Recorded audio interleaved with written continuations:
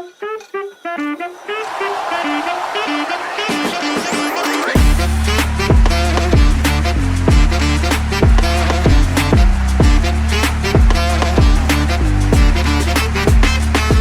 everyone, and welcome to another episode of YLP Faceoff. I'm your host, Josh Cass, and we are sponsored by the Weiselberg Law Firm. For 16 years, you've entrusted Elliot with the growth and guidance of your kids, and now it's time to let him do the same for your family's most important asset, your home. Admitted in both New York and New Jersey, Elliot can help guide you through any residential or commercial purchase, sale, refinance, or lease with championship quality and award-winning care. If you're looking for your commercial coach or a new home is your goal, please reach out to the Weiselberg Law Real Estate Services today by dialing 917-952-2597, or you can email them by emailing wiselawesque@gmail.com. Reminding everybody once again, that's the Weiselberg Law Firm. Please choose wisely. So this is our 9th episode of the season, and this is one that we didn't necessarily talk so much about in specifics last year. However, we are going to do it this year, and that is a sort of what to look forward to for next year. I know I'm putting that in quotes. The reason I'm putting that in quotes is because this is going to be what we are talking about for next year in regards to the JV teams, and the varsity teams, spoiler alert, will be a different episode. So that should be coming up shortly. However, today our focus is on what the JV teams can expect for next year. We'll talk a little bit about sort of the factors that played into them for this year, as well as anything we know about going into next year. And that's really the key, because we don't know every single player going to every single school out of middle school into high school. And if students, that are current high school students, freshmen who might transfer to other schools for their sophomore years, or for just the rest of high school. We've seen it in, in some past years where it has happened. However, nothing here is coming from me as official words of, I know all of the information that is going down around the Yeshiva League.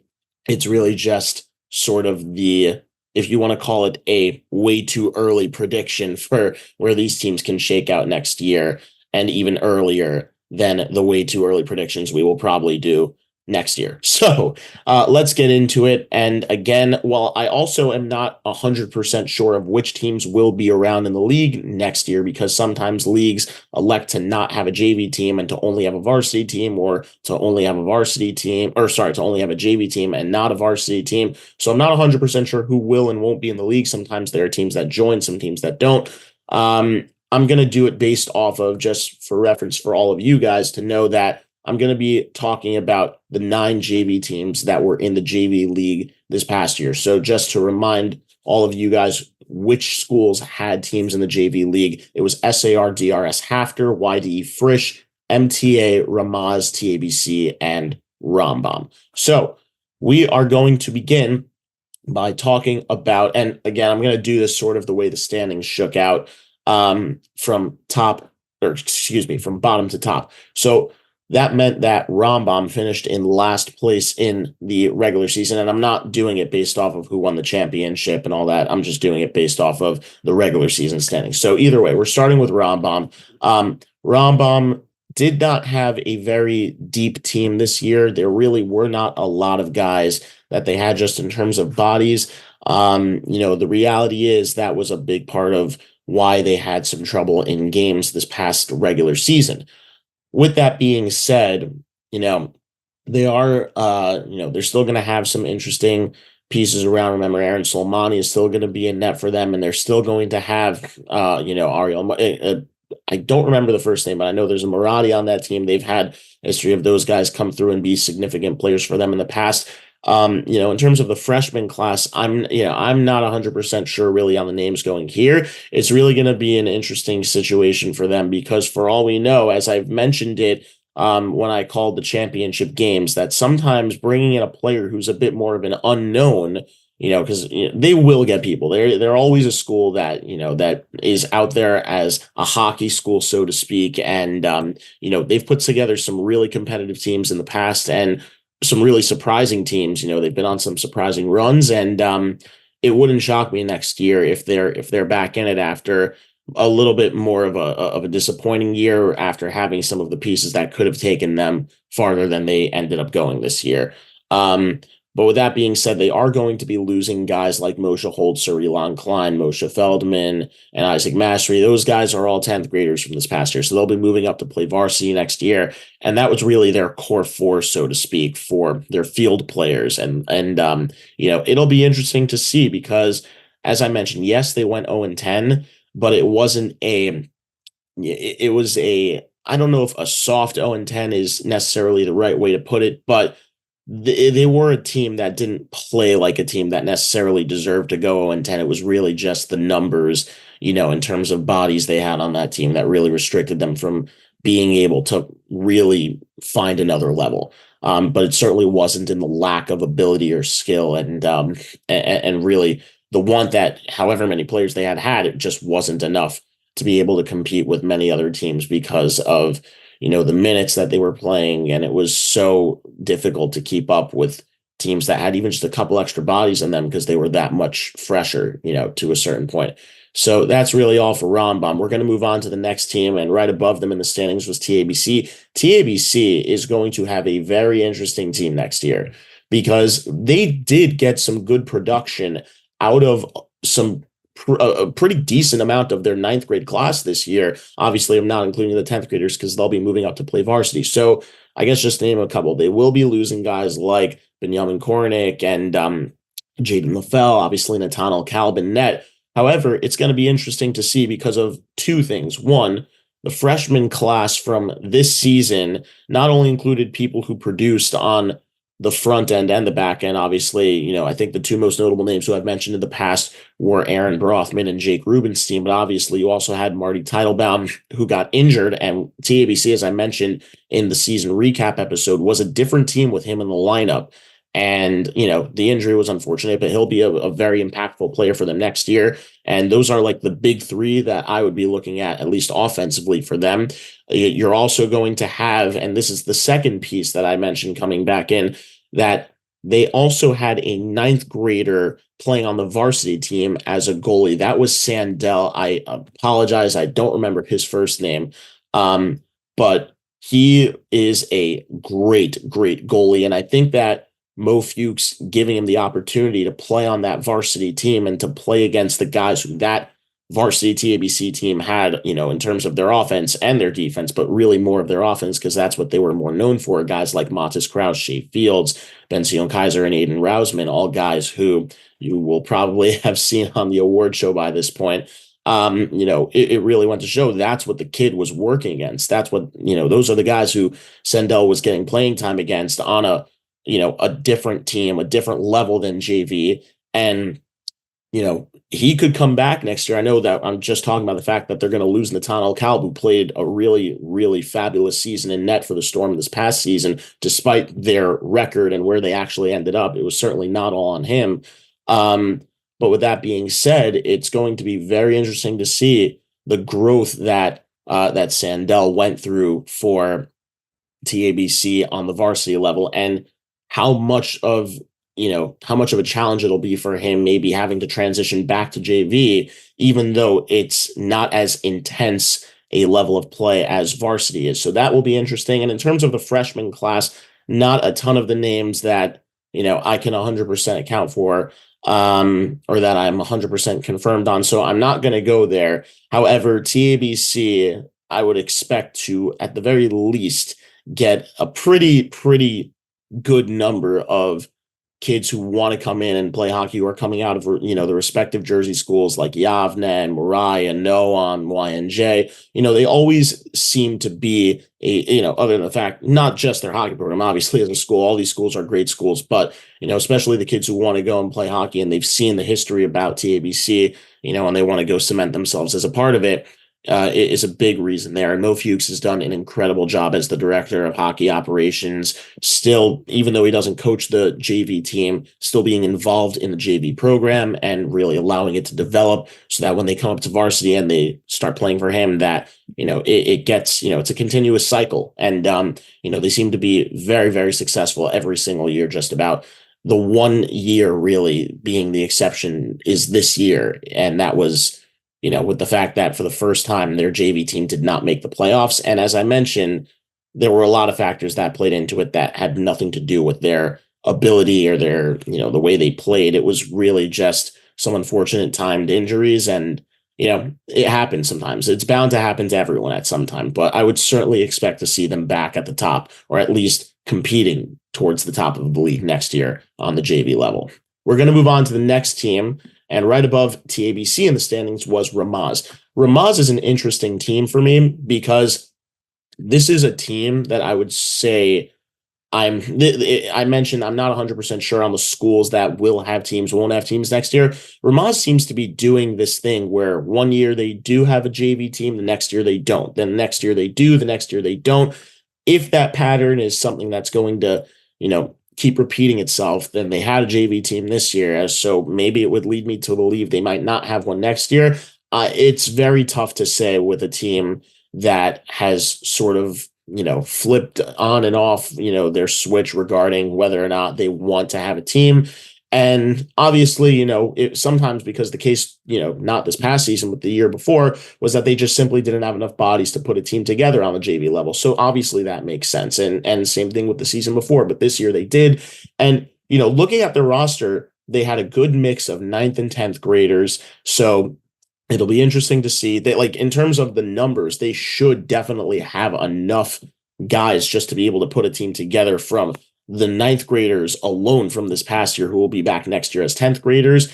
And also what they'll get out of Ramaz lower school will be an interesting thing to see. This is really just one of those scenarios where, again, it's a lot of times that sometimes being the unknown team, so to speak, or having the unknown factors or the most unknown factors out of any team could be an advantage, because when that next season begins for them, assuming that they'll be in the league next year, that other teams won't exactly know how to play against most of these guys or against Ramaz as a whole, because of the fact that they've been a little inconsistent having teams. No one really knows where their ceiling is other than obviously Ramaz themselves. And their ceiling may be as high as anyone's for all we know. We're not going to know until next season plays out. But that's sort of the way that I would look at Ramaz and say, okay, well, this is sort of what we can expect to see from them. And I would certainly expect them to be competitive, because most of their role players this past year were 9th graders, and they fell just short of the playoffs. And they had a pretty rough start to the season. That was the other thing. Obviously they got the win in Rambam, but when you lose, 4 of your first 6 games, that's that's not a great recipe for success when you only have 10 games in a regular season. But look, they went 3-6-1. And at the end of the day, Ramaz only finished 3 points out of a playoff spot. So it'll be interesting to see what happens with them next year. But we won't know until it happens. So we're going to move on to the next team in the standings, moving from the bottom to the top. And right above Ramaz was MTA. MTA finished 1 point out of the playoffs this past season.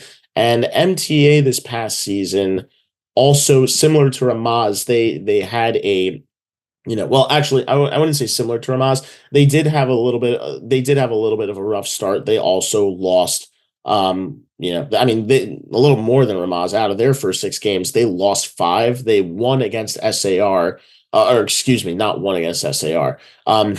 They lost 5 games in regulation, to open up their season. And they only secured 1 point.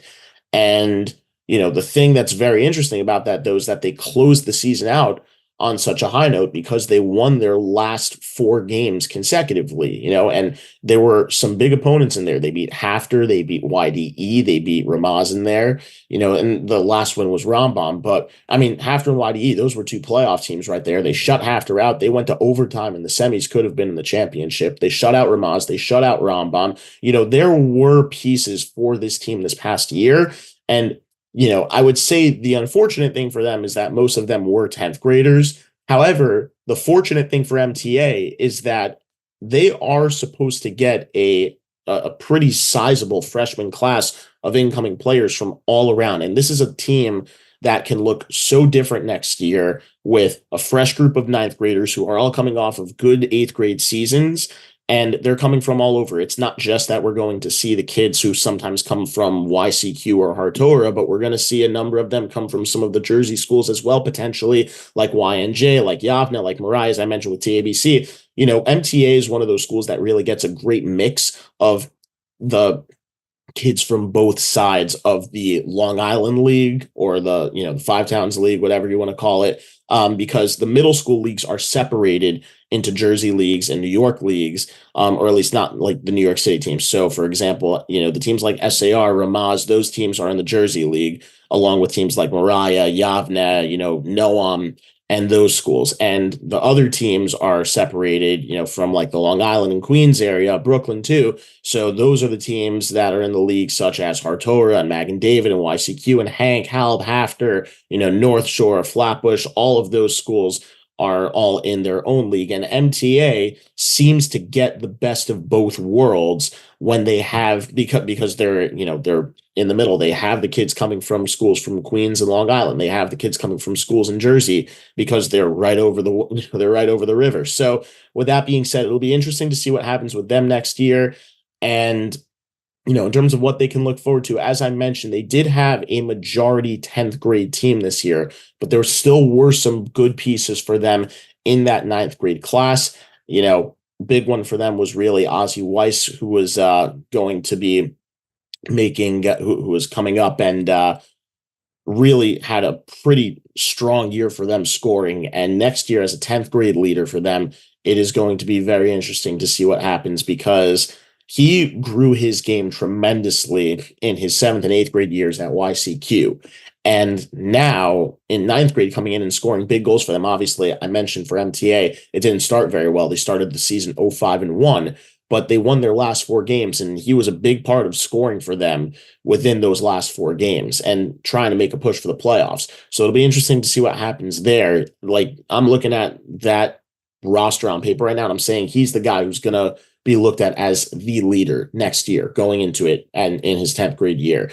And the supporting cast around him as well, in his 9th grade classmates this year, could very well end up also being huge pieces for them, as well as the incoming 8th grade class, next year's 9th graders, who are this year's incoming 8th graders. So it'll be interesting to see what happens with them moving forward. But for now, we are going to move on to the next team, and right above MTA was Frisch. Frisch was one of the teams that just snuck into the playoffs. They had 10 points, so one more than MTA. They went 4-4-0-2 this past regular season, and I've already talked about it, because on the season recap, the only thing I had to say about this team, or I shouldn't say the only thing, but one of the key things I had to say about this team, and one of the key personnel that I had to highlight this team, was Charlie Butler, and also Sammy Perlman and Ryan Teller. Those 3 guys. And I'm saying to myself right now, those 3 guys were all 9th graders this year and played huge roles for them.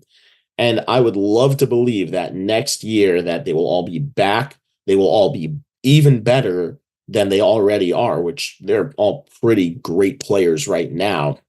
Certainly 3 of the more talented freshmen in the league from this past JV season. And in addition to that, similar to the way they do every year, Frisch, I may be mistaken on this, so please don't quote me on this. And anyone can correct me if I'm wrong if you ever get the opportunity, but I believe Frisch has the largest numbers of kids per grade out of any of the Yeshiva League schools that are in the Yeshiva League. I may be wrong about that, but I don't think it's fair to say that they're at the very least up there as one of the largest schools, if not the largest. And when, a big part of that obviously plays into the selection, but year after year, they're competitive. And I don't know where all of the, the specific names for all the 8th graders from this past year are going for schools next year, especially the top players.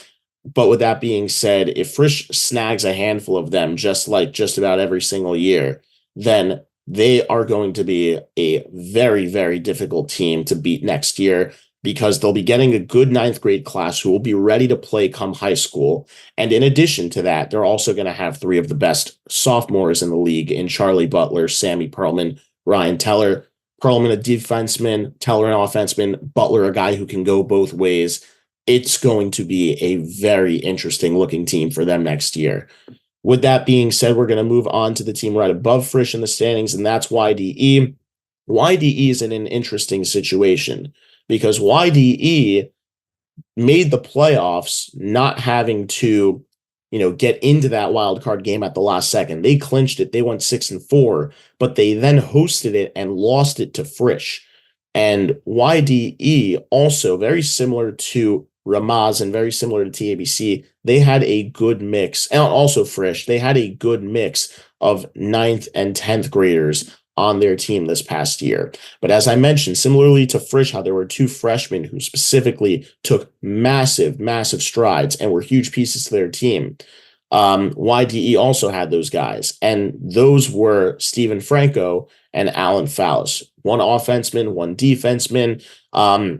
It was certainly not something that I could not mention because both of these guys really, YDE is going to be looking at a very similar team next year in JV to their middle school team from when both Steven Franco and Alan Fallis were in 8th grade. And that team managed to go to the semifinals. And when I say managed, I mean because they did get beat pretty badly by Halb. I think they lost that game 5-1, 6-1, something like that. But throughout the regular season, I believe they went 7-3. They played competitively with just about everyone, even with Halb and with Hank, the two teams who were in the championship that year and didn't lose by such drastic margins. I think the scores were like 3-2, 4-2, something like that. Really, in the semis, just showed the adjustments Halb made, and that's why they ended up with a much larger margin of victory and over YD in the semis. But YD is going to have a very, very, I would expect them to have a very, very solid team next year, just all around as a whole. When you're led by one of the best pure goal scorers in the league in Steven Franco, and one of the best, who will be one of the best pure goal scorers in the league next year in Steven Franco, as well as one of the best pure defensemen in the league in Alan Fallis, as well as the 8th grade class they have incoming. And YD's middle school class did pretty well this past season. They made it to the playoffs, hosted in the first round of the playoffs. They lost to Flatbush in the quarterfinals 2-1. But they have an interesting looking team coming into their JV team next year, or into the JV league next year. And it's going to be interesting to see what happens with them. The biggest question for me is similarly to the way I talked about it with Ramaz, is going to be sort of the unknowns, because YDE, as I've mentioned in the last few episodes, is starting to become more of a school that's recognized for what they do with their hockey program. Their hockey program is certainly on the rise there. However, there's still a lot of names there that not everyone is necessarily so aware of, or that not everyone necessarily knows about, because they're not the guys that everyone talks about, like some of the guys from TABC, like some of the guys from SAR, like some of the guys from DRS, just to name a couple of random examples. But with that being said, it's not going to shock me, because this team is going to play hard. David Sutton just won the Coach of the Year award. He won the Beitler Award, on our award show. It's fitting. So they have the right coach to do it in place. Most of these guys have come up through him in YDE's program, because their middle school does transition into their high school program as well. It's all under the same, it's all run under the same guy. And with that being said, it's going to be interesting to see what happens with them next year. With that being said as well, we're also going to move on to the next team in the standings that finished right above YDE, and that is Hafter. Hafter, for me, is the team that I'm looking at next year, and I'm saying I would probably put them right around the top, if not directly at the top, if I were going to make a prediction on who would win the league next year. And I say that for two reasons, because one, they had a great mix of 9th and 10th graders this year, but I would say that more of the lifting was being done by their 9th grade class. And I'm not taking away from guys like Zachy Weiss, and also from a guy like Matty Blonder, who had a phenomenal season in net. But what I am saying is that they also had guys like Jared Pollock, Cooper Sobel, Jacob Stern. And those are just some of the many names that they had who really contributed big time for them this past season. And in addition to that, their middle school team just won the championship, and they didn't just win the championship. They went undefeated, so they had a perfect season. They won the championship, and they were a majority 8th grade team. So they're going to get some reinforcements in net, obviously. First of all, they have Zach Brandsdorfer, who's already there, who's already a good goalie in his own right, who was a 9th grader this past year and will probably, at least I would expect, to be one of the guys who is expected to take the reins for them in net next year. However, they're going to have Max Spira moving up, and he played a phenomenal season for them this past year. And especially in the playoffs, he was absolutely lights out. He beat Flatbush in overtime in the semifinals, and he beat Halb in the championship. And both those games, after winning in overtime, both by the score of 3-2. And in addition to that, there was more that comes with it because they're still going to get the entire, well, not the entire, but most of the first line offense and defense that's moving up with them, as well as some of their role players from this past year. And just to name a couple guys, because these are the guys who a lot of people would already be familiar with, but they're going to get a guy like Kobe Weiss, a guy like Jonah Gober. They're going to get, they're, as I mentioned, they are going to be getting Max Spear in net. And, those are guys right there who can come in and fill some gaps. And I'm not saying to the same level as a guy like Zachy Weiss or a guy like Matty Blonder did after both of them will be moving up to varsity, but they're going to get their replacements. They're going to get those pieces. I wouldn't say that they would be losing out by too much of a margin as opposed to some of the other teams who we know will be. And I would certainly like to believe that, especially not just with Hafter's middle school team winning the championship and having a perfect season with the majority eighth grade team, there's also the fact of the matter that when you're looking at it, the other thing is this Hafter JV team just went to the semis and was really a couple minutes away from going to the championship in this JV league. And, the reality is, unfortunately for them, they couldn't close it out, but everything's a learning experience. And sometimes, what they say, you need to be able to, or not necessarily need to be able to, but before you can start to win at an extremely high level, you need to have your first real tough loss. And this was a tough loss for Hafter this past year. They were just a couple minutes away from going to a championship in the third period of a semifinal game on the road in DRS.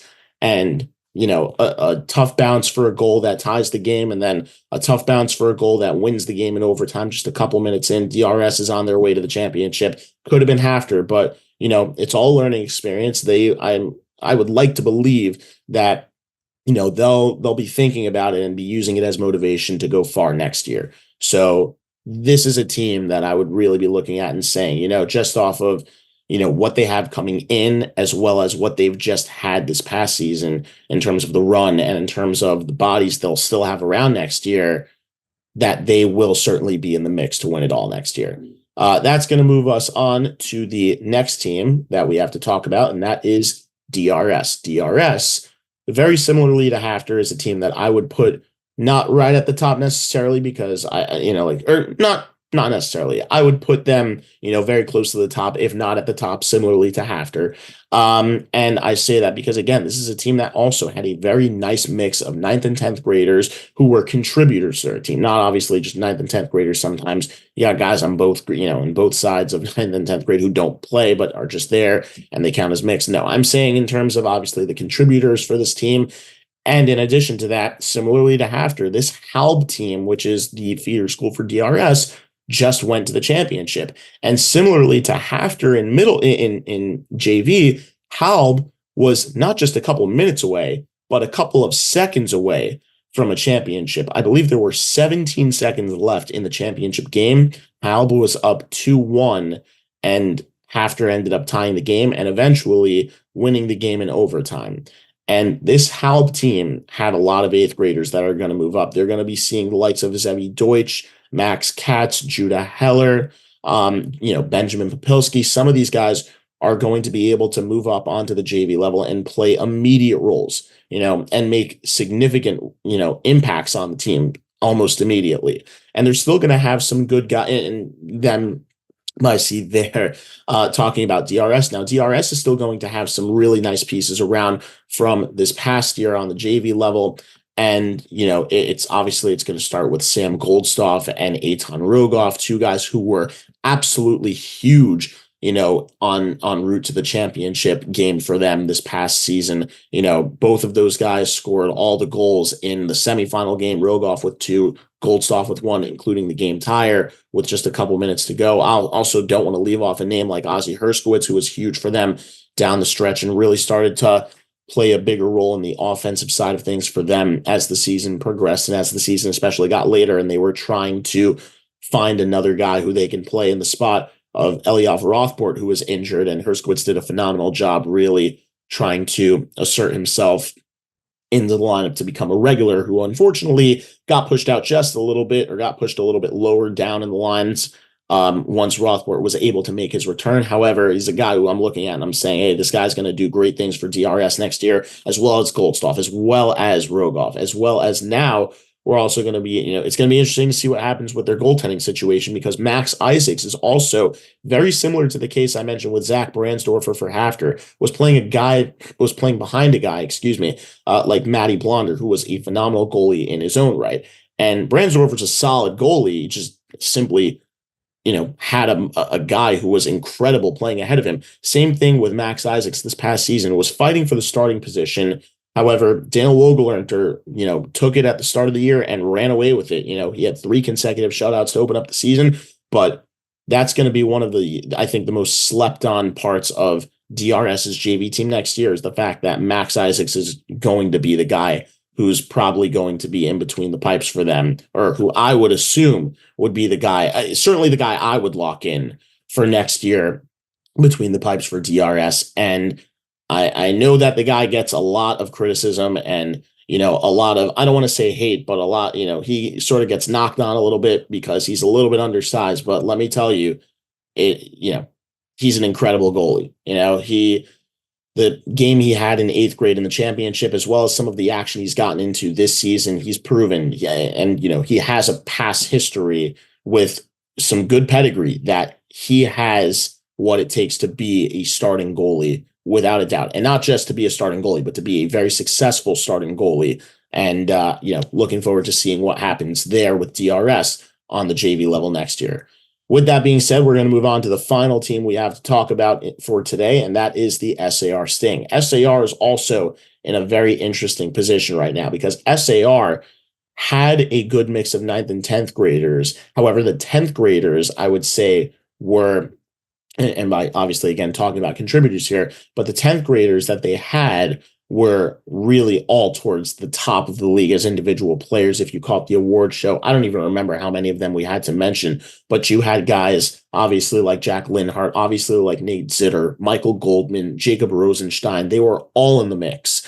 And I'm not taking away from anyone else, a guy like Nathaniel Sadi, for example, or, a guy like Ellie Fenster, for example, or Eitan Adler, for example. It just shows how loaded this SAR team was. But they still had a bunch of really nice pieces from their 9th grade class this year. And most notably, the 2 guys who I think everyone is really looking at for being the leaders of this team next year would be guys like Adin Katler and Jonah Neowitz. And obviously, they had some nice performances from guys like Jack Duche, as well as Albert Shama. Now, the only difference, Shama is actually a 10th grader, so it's not going to matter. He will be moving up to varsity. It will be very interesting to see what happens with this SAR team, because they're still going to have their pieces around. Right now, I'm looking at, as I mentioned, Neowitz and Katler, Duche. Those are going to be sort of my big 3 heading into next year if I'm SAR. And then, depending on which kids they get from, obviously all the middle schools, as well as, the SAR lower school, it's going to be interesting to see what happens with them. But I would also, again, similarly to Hafter and DRS, they're a team that I would put right around the top because of who's going to be around for them next year, as well as who may be coming into the mix for them next year. And they're coming off a championship. And I know that this isn't pro sports, obviously, but look, sometimes, the success of a school and what they do, and especially sometimes it's not just what they've done as a whole, but really what's happened the most frequent, not the most frequent, but, what's happened. It has been frequent for SAR. They've enjoyed a lot of success in their hockey program, especially over the last couple of years, a varsity championship, a JV championship in back-to-back seasons. But it's really what's been, what's happening as of recent, because SAR is really, they're at the top right now for JV. And that's what we're talking about, obviously, right now. So it would not surprise me if there are kids who want to come to SAR and, want to play for this JV hockey team, very similar to how I mentioned TABC with their, sustained success over both JV and varsity. Really, just this past year was the one exception. Their JV team sort of flopped. And with that being said, it's going to be very interesting to see what happens. It's going to be very interesting to see what happens really with everyone. I know I've said that for everyone, but the league as a whole, and I think that's what makes JV such a fascinating league, is because you never know who's going where, and you never know what kind of impacts it makes. Varsity is obviously a little bit more predictable because of the fact that the teams were mirrored once as a JV team, and if they're transfer students, sure. But with that being said, it's always very, very exciting to see whenever you have new opportunities like this. And next year's JV league is going to be interesting. It also might determine, not determine, it also might come down from the factors of if there are going to be teams that had a JV team this past year that won't be in the league next year, or teams that didn't have a team in the league this past year in JV, but will have a team for next year in JV. And that's going to make things interesting as well. We might see teams, for example, like the North Shore Lions have a team, on the JV level. We might see Hank have a JV team next year, with all that has gone for, with all that's happened for them. And if you separated just specifically for that example, if you took Hank's players who were, eligible to play JV, the 9th and 10th graders this year, as well as even if you want to, take the 10th graders from this year out of it because they won't be next year, but the 9th graders will be, or the next year's 9th graders for Hank, their middle school team was also very, very good this past year. They went to the semis and lost in overtime to Halb. So they did have a good amount of 8th graders on that team who would certainly come up and contribute on the high school level as well as any of the 10th graders who would be next year's 10th graders, because some of their Hank had some 9th graders playing on the varsity team this past year. And I don't mean just playing because they were on the roster. I mean, they got legitimate playing time. So it's going to be very interesting to see what happens with next year's JV league as a whole. But for now, that wraps it up for this episode of Yeshiva League Pass Faceoff. Thank you, everyone, for tuning into this episode of Yeshiva League Pass Faceoff. And again, thank you so much to the Weiselberg Law Firm for sponsoring. And again, I want to remind everyone, we are sponsored by the Weiselberg Law Firm. Please choose wisely.